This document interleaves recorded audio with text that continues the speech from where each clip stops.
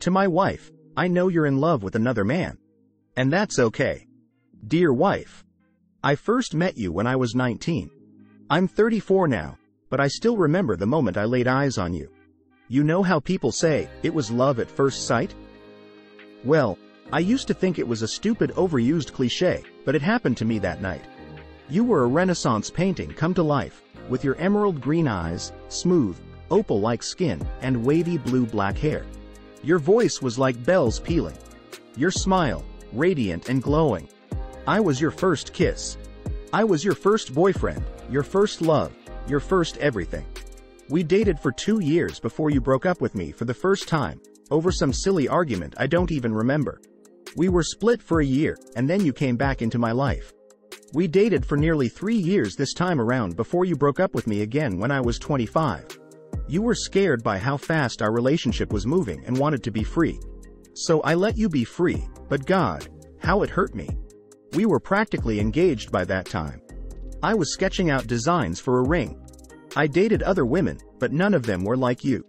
You also dated other people, some good men, some mediocre, and some really, really bad. You cried in my arms after one of your boyfriends had yelled at you and left bruises on your cheeks.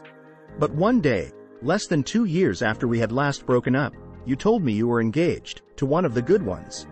I went to your wedding. You looked like a queen, every bit as beautiful as the day I first met you. How your face lit up as you saw your soon-to-be husband. I always thought that when I attended your wedding, I would be the groom. Wedded bliss didn't last long for you. After just a few months of marriage, your husband passed in a tragic accident. You miscarried your child. This sent you spiraling into a whirlwind of depression, anxiety, and opioid addiction. Yet I stood by you. I watched as you buried your husband and your unborn child. I watched as you collapsed onto the ground, watering the fresh earth with your tears. Some years later, we reconnected. You were recovered now, and more like the girl you once were. Your laughs were fewer and far in between, but they were still there. Your once youthful and innocent eyes were harder now, more weary, tired. But despite all this, despite everything, I still loved you. And deep down, you loved me too. For the second time before you turned 30, you were married. To me. This time. Sometimes, it hardly feels real.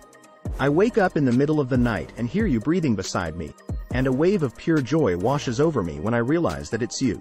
Still, I know that I don't have your heart completely. I know your heart is fragmented, and a piece of it is buried in a small graveyard by the sea. Your name is written on that tombstone as well, with your year of birth and a foreboding blank space after the hyphen. Some nights you wake up crying, and you will not tell me why, but I know why. Sometimes I know that when I wrap my arms around you, you close your eyes and pretend that it's him. I know that, and it's all right. I love you, and that's all that matters, so long as you love me too. Love is an infinite resource, and your love for him cannot deplete your love for me. I know that.